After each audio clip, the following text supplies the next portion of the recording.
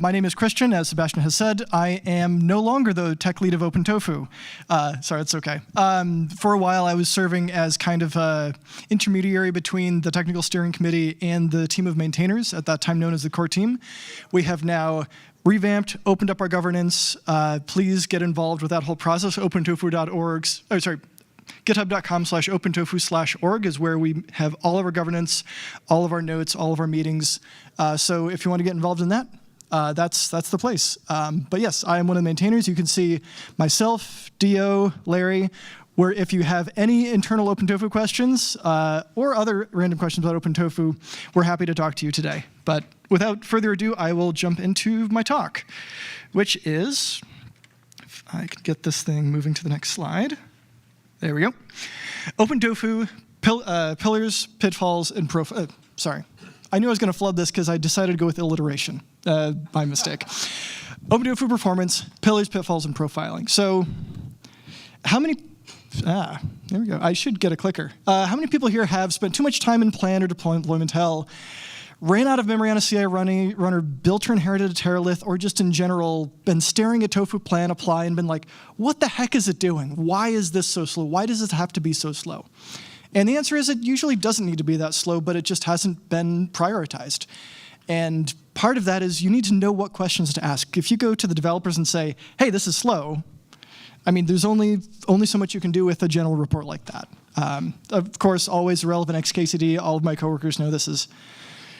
I have all those memorized, unfortunately. So before we get into the details, I want to quickly give ourselves a glossary to work with. That way, as I mentioned different components, there's more than 3 people in the audience who actually understand what I'm talking about. So the OpenTofu CLI has configuration. That's your HCL that you write, your .tf or .tofu files. That gets parsed, loaded as one general unit within the code. That gets passed on to the graph construction. OpenTofu is a graph-based application. We take this expression evaluation system, tie it in with providers, tie it in with state, and we build something that can then be executed. And that execution is called the graph execution. We're actually working on re-architecting this, and I'll talk a little bit more about that later. But those are the main components that we tend to look at. There's lots more complexity under the hood, but from a high-level perspective, these are the components that we talk about when we talk about performance. And external to the binary, there's obviously the provider executables and whatever services those are talking to, whether they're talking to your local pizza joint, to AWS, to GCP, to the guy who sells T-shirts down the road. And that should not be doing that.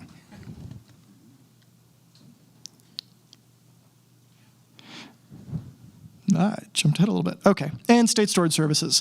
Most people don't think about it too much. They just set up state storage. They are access. That's something that's set up. You hopefully set it up encrypted, set up all the access permissions, and hopefully never have to really touch it again.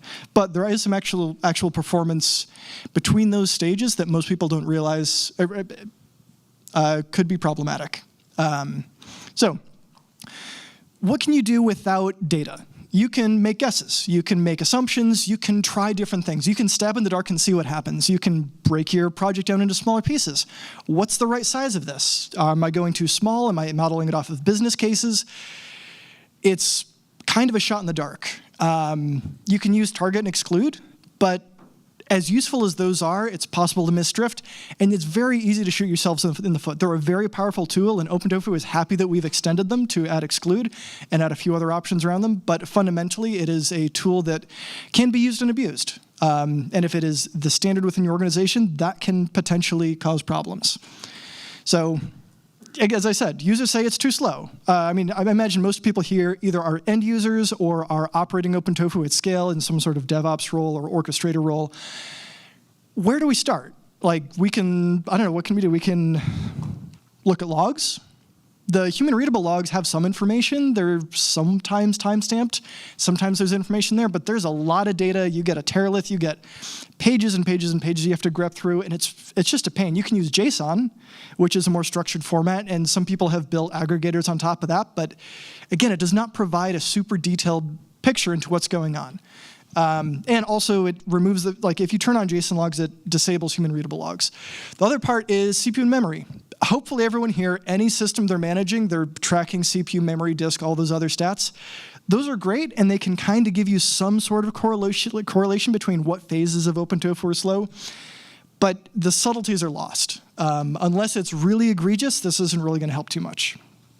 So we can do better. OpenTofu, one thing that I've said is performance is a feature. So anyone who's sitting there waiting on it is going to be frustrated. It's not going to be a great developer or operator experience. So let's start off with something remarkably simple. All the examples I'm going to give today are not going to be complex. These are the simplest, most contrived examples I could come up with so I could show the most impressive result. I'm just going to admit to that right here. So for a single resource, it's not really even making any external API calls. That's really just creating a file on disk. We have some options. OpenTofu in 1.10 added OpenTelemetry. How many people here have heard of OpenTelemetry? I assume, yeah, most of the room. It is a remarkably good standard way of tracing an application. The Go library is actually pretty decent. OpenTofu, and before I go too much further, I know it says telemetry, and everyone here, probably when they hear telemetry in an open source project, go, well, where's the data being sent? How are you screwing me over? Pardon my language. We've seen many examples of that throughout the open source ecosystem and closed source ecosystem. It says telemetry, it's tracing, it's your data, your logs in your infrastructure. OpenTofu does not and will never want this data. The only scenario in which OpenTofu would want this data is if you're submitting an issue and you say, hey, it's slow, and I might say, hey, can you run OpenTelemetry and send a screenshot of the part that you think is slow so I can help you diagnose the issue. We do not want bulk data collection. We don't want any of that nonsense that we have to deal with. And all right, back to the right slide. Apologies again about this. Again, OpenTelemetry is a great standard. You can find more information at opentofu.org, docs, internals tracing. And yeah, it's extended every release. So what does that look like? This is one of the standard user interfaces, Jaeger. So here, and this is a little bit blurry, I apologize for that. So here we've got the OpenTofu CLI running a bunch of different phases, initializing the backend, gathering input. And I've put a little boxer in here, which I'll come back to later, but you can see that that is configure provider, and this is actually plan resource instance changes. So that little box is about 5 milliseconds. It's not a ton of time. And if we go to the next slide, what did we learn from this? So this is not easy to show in presentation form, but from this sort of information, what can we glean? The majority of time is not spent in the provider. The majority of time is spent in OpenTofu. For small configurations like this, there is a ton of OpenTofu overhead. It has to check out the provider, make sure everything's ready to go, set up a bunch of stuff behind the scenes. And out of that whole run, it's a very small amount of time actually doing work, or what you might consider as work.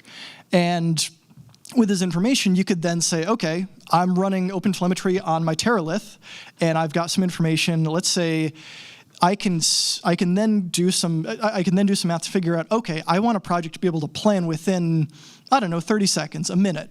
And you can then figure out what you could logically group together, run simulations based on that, and go from there. And maybe you might have one resource, one provider that's slowing everything else down.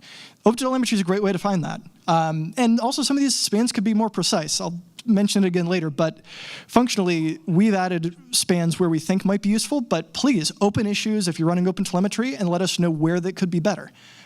This is a sign that I need to go quicker through the talk. It's doing this. All right. So the next option is CPU profiling. I want more data. As a developer, I want to see exactly what's going on so I can fix it. So we use the Go standard profiler. You set it via tofu CPU profile equals file. What I'm going to show on the next slide is that little command string against a profile I did with planning the config snippet I showed before.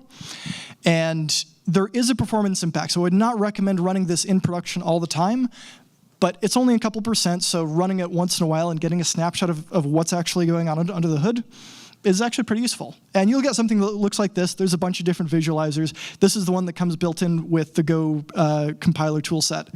And I'm going to point out two areas here. So we've got in the green square up toward the top, this is related to the garbage collector, GC-BG mark worker. I don't actually know what that function does, but that sure sounds like the garbage collector to me. And then there's that really deep one over there that is talking about provider schemas. Now, why would we be spending, let's see, a sixth of the time, maybe an eighth of the time working with provider schemas? This is a small provider. It's got like 2 resources. Why are we spending all the time in there? So there's a lot of time spent as I said, decoding provider schemas. It's also allocating some memory, which probably isn't great. Maybe we can optimize that. And although the garbage collector time is visible, it's not thrashing. Like sometimes I've seen traces where GC is actually like 90% of that trace, and that means that we're probably doing something wrong in the code. And the graph construction process is not a bottleneck. What I mean by that is when you have large complex configurations using lots of for each, depends upon, counts that are all interacting, there's a process of turning that configuration and your corresponding state into an executable graph structure that can actually be quite slow. Some of you may have been waiting for plan to even spit information out in the first place. What it's doing is behind the scenes, it's building up that graph. We are working on optimizing that, but there's only so far we can push it with the current architecture. And this view is really useful for developers. And if you're sending a report to a developer, it'll really help us narrow in on exactly what's going on. But as end users, our goal is that OpenTelemetry, which is the easier, more standard tool, is something that hopefully more people in this room can reach for. So that first example was really small. We weren't expecting to see any performance issues with one simple little resource. So let's do something a little bit more contrived. So here I've got that same resource, but I added 1,000 of them. And I've also added a second resource. And that resource depends on an instance of the first resource. So you would think, well, that would be a relatively simple transformation. The second resource, one instance of the second resource depends on one instance of the first resource. Let's see if that's actually true. And again, as I said at the beginning, I chose examples that benefit my talk, but hopefully there will be real-world ramifications that you see in your organization looking into this data. So this is what we see via Jaeger, via OpenTelemetry. It's a little bit hard to see, and I apologize that it is a little bit fuzzy, but long story short, you're seeing a bunch of individual planned resource operations. As you'd expect, there's 2,000 resources. There's going to be a lot of calls to planned resource. Each one of those is taking, let's just say for argument, about 16 milliseconds. And going to the next one. But the provider operations themselves are still fast, and we can do a bunch of them in parallel. And if we were properly optimizing this whole thing, 2,000 resources, should be able to be done in about 2 seconds. Again, contrived example. This will map differently onto your resource, onto your real-world environment, but functionally, this could be a heck of a lot faster. And the command took 10 seconds, so 80% of the time doing that large plan was OpenTofu. So what was OpenTofu doing under the hood? Well, this is what it was doing under the hood. These are the sorts of conversations that I'm excited to start having with end users as an OpenTofu developer, because this right here, that garbage collector is taking about 1/3 of the time. There's probably an issue there. And in the other box that I've got highlighted, that's calling get resource. There's really only one resource access request within that config file, but it's taking up most of the time in the OpenTofu execution. Maybe it's not only computing it once, maybe it's computing it 1,000 times or multiple thousands of times. So as a developer, I can look at that, and I actually know because I opened an issue about this, and there's a reason I used contrived examples here. But we're calculating the same resource data 1,000 times in this example, and each one of those is using memory, CPU, and slowing everything else down. And you can see here, you can barely even see that there is, a little bit over on that side. You can't even see it calling into the provider. Yes, it's making 2,000 calls into the provider, but there's really not much going on there. And this is, oh, come on. There we go. So as I said, garbage collector is much angrier, but that decode of the resource data, that shouldn't have to happen 1,000 times. So then you could look at the code yourself, open an issue, and then we can actually work on fixing these. This gets into different architectures and changes we can make. So I then took this, ran it through plan and apply for 1.8 to 1.11, and we went from 42 seconds down to 10 seconds for plan, and apply from 2 minutes down to 27 seconds. Thank you. So, and this was a lot of work, and I'll go into some of the changes behind the scenes in a sec, but 4 times faster is not nothing. And although you will see, this is not guaranteeing if you do this upgrade, you'll get exactly 4 times faster, but it means that OpenTofu itself will be getting in your way a heck of a lot less. So you'll be more dependent on how quickly you can actually talk to the provider and we just want to get out of the provider's way. We want to get as much done in OpenTofu as early as possible done, and then just hand it all off to the providers. So what do we actually change? And all of these were driven by data. None of this was driven by anecdata. People would open up bug reports, but luckily we had a bunch of users who were already using these tools within their infrastructure, or were able to patch OpenTofu to add some of these, to add this data gathering.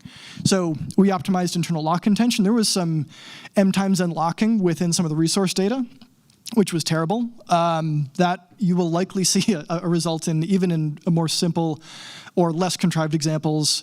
Efficient state storage. Every single time state was saved when a resource was written, so in this case 2,000 times, it would make an entire copy of the state file in memory. And you have multiple threads doing this at the same, or multiple routines doing this at the same time. That balloons your memory usage. How many people have had to bump up the size of their CI runner because it suddenly was using a lot more memory and you couldn't figure out why? Hopefully that's resolved a lot of that. We've removed most of those deep copies. Thank you, Steam Deck. I should not have given you praise at the beginning of the talk. That's okay. Real quickly, yeah, there's the unnecessary state duplication, efficient state storage. We're only syncing state occasionally instead of syncing it 2,000 times. We're being a little bit smarter there. Speeding up config file loading. Some people may see improvements there. There were some quadratic algorithms all throughout OpenTofu. We had one guy who was really pissed off about that go in and optimize a ton of that code just because it was bothering his own internal infrastructure. And we optimized a few logging calls, which you wouldn't think have an issue, but have actually sped up some runs by like 10 minutes, which is crazy. So what's coming next? So we've talked about the data that we have. We've talked about the changes we've already made. And these things are what's kind of on the maintainer's roster. We've got a new architectural proposal going in. This is getting ourselves away from some of the more legacy architectural decisions that we've been stuck with for a couple of years. And now that we have the time, the capacity, we're starting to investigate that. Granular state storage, the ability to lock parts of your state file to write things in more granular, efficient ways.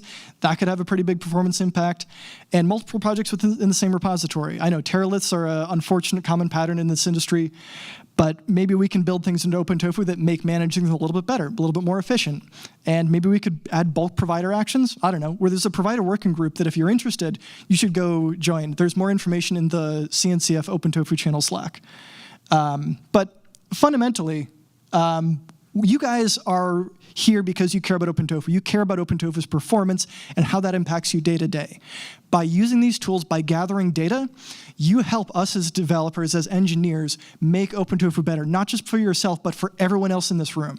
So if even a fraction of you sit down, run tomorrow with OpenTelemetry, and you're like, hey, this thing is slow, I'm going to open up an issue, that will have an impact. Not everyone has to be a developer. Not everyone even has to have the time to be a contributor to OpenTofu. Code-wise, this stuff helps. Hands down, it's not just you, it's the whole community. We also have a OpenTofu performance testing repo. If you want to come up with cool puzzles for OpenTofu, submit them to that repo, and we can use that to benchmark performance over time. And yeah, this is what I really wanted to get out of this talk, is its performance is a feature, and as an OpenTofu developer, I only have so much of a window into what people are struggling with, and hopefully we've been able to provide the tools, OpenTelemetry, profiling, so that you can come to us, or even yourselves if you're familiar with Go, and figure out where the bottlenecks are, how to make your life suck less. That is, as an OpenTofu engineer full-time, my job is to make your life suck less, and hopefully I provided tools for you to do that today. I have a couple special thanks. James Humphreys, one of the other maintainers, proposing and pushing the OpenTelemetry project forward within the OpenTofu organization. John Johnson has one of the strangest OpenTofu configurations I have ever seen. And even before we had the tracing and telemetry involved, he was building his own traces and sending them over, and he was the one who fixed a lot of some of the quadratic algorithms. Alex OTT, syncing large state with backends. He did some really cool work there. And the OpenTofu maintainers for reviewing and improving all of the above. It takes a village to do this sort of thing. And a more recent addition, Joey Stout at Spacelift, who I think is standing out there, he's started building tools that integrate with Spacelift and kind of showing that integrating OTel with the taco actually makes sense. So the tools you're running OpenTofu with, either be that TerraGrunt or any of the tacos, there's all sorts of interesting integration points and ways of visualizing and inspecting this data to help make your lives better. Let's see. And questions. That QR code goes to link to the talk. I've got some other additional notes and references within there. But thank you.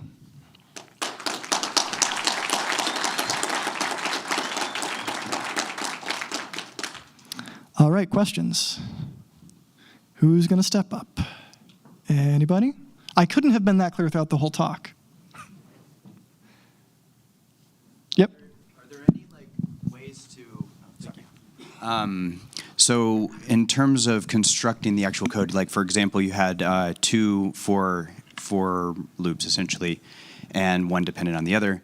And I know that wasn't the point of the talk, but what would be, I guess, is there any benefit to almost using an embedded module in that case? Does that make creating the DAG in the kind of the underlying runtime more performant or helpful? I mean, is there anything that we could learn from, I guess, the OTel to maybe construct the modules that we're building more efficiently?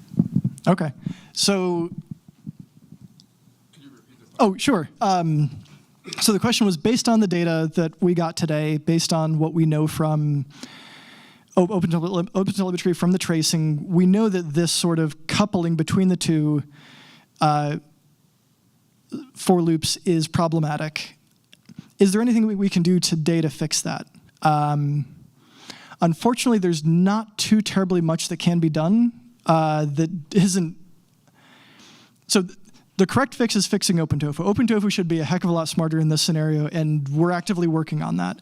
But from an end user perspective, and again, this is a little bit contrived, in that sort of scenario, the best thing you can do, and I know this is going to grate, this grates against my own personal sensibilities, but it's going to grate against a bunch of people here, is manually expand the loop, which is never an answer you want to hear. But if you're in this situation and you're in the suck, sometimes you have to jump into a solution that really isn't great. But fundamentally, OpenTofu's planning system right now isn't smart enough to either cache the result or do a more direct lookup between elements. So it's a fundamental rule of the tool as of today, one we're hoping to remove. But hopefully, maybe you could use some code gen. There are some tools that do code gen around OpenTofu. I wish I had a better answer, but I think that's the state of the art that we have for that right now. So, sure. Thank you for the talk. Hi, everyone. Is there any effort to have providers ultimately make an effort to improve this from a standard or process point of view to help on their end? Sure. So the question was, is there any effort to push providers to improve their own performance to help that portion, that's part of the OpenTofu ecosystem improve? From my perspective as an OpenTofu developer, I want to bother provider developers as little as possible. I want that mostly to be a community discussion. I will say, however, OpenTofu uses OpenTelemetry in a very standard fashion, so any provider which opts into, it's called a trace parent with OpenTelemetry, if a provider does that, their traces will automatically be embedded within OpenTofu within the standard OpenTelemetry toolkit. The same thing can be said between OpenTofu and TerraGrunt and some other tools. But I think the biggest thing provider developers could do is add standard OpenTelemetry support, which means they'll work with OpenTofu today. If other tools would add OpenTelemetry support for integration, they wouldn't have to change anything code-wise, and that would give both them and their users a better view into what's actually going on, what API calls are slow. Maybe it's sitting there copying a bunch of data that it doesn't need to do, or maybe it's making 5 API calls that aren't expected. Yeah, I think that's what I've got there. Of course. Anybody else? Sebastian? How much progress do you think can be made iteratively versus at some point hitting a wall and needing to make a huge amount of changes? So the question was, how far can we push the current model of OpenTofu's execution before we run into a fundamental wall? I actually think we're getting fairly close to that wall. But some really smart people on the maintainers team have been having some discussions. There's recently a few RFCs that were merged around OpenTofu's potential new architecture, and we've started merging in some code that is starting to sketch out what we think a better execution model would look like. This is both from a performance and a developer cognitive overhead perspective.